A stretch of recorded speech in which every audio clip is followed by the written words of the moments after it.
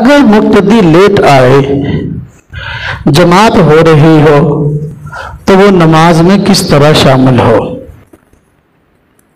مثلا مقتدی لیٹ آیا، امام پہلی رکعت تھی تو پہلی رکعت میں الحمد شریف شروع کر چکا تھا، یہ مقتدی لیٹ آیا، اب یہ کیا کرے گا؟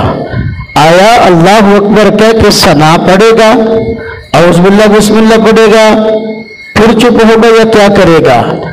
جب یہ لیٹ آیا اور امام سورہ فاتحہ شروع کر چکا تھا تو پھر اب یہ اللہ اکبر کہہ کے خاموش ہو جائے گا، ثنا نہیں پڑھے گا اور نہ ہی اعوذ باللہ بسم اللہ پڑھے گا۔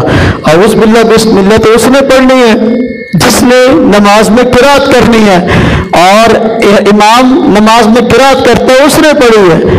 اب مقتدی ثنا بھی نہیں پڑھے گا، وجہ اس کی یہ کہ قرآن پاک کی تلاوت ہو رہی ہے، اب اس کو سننا ضروری ہے اگر آواز آ رہی ہو، جیسا کہ قرآن پاک میں حکم دیا گیا وَإِذَا قُرِئَ الْقُرْآنُ فَاسْتَمِعُوا لَهُ، جب نماز میں قرآن پڑھا جائے تو پھر اس کی طرف کان لگا کے سنو۔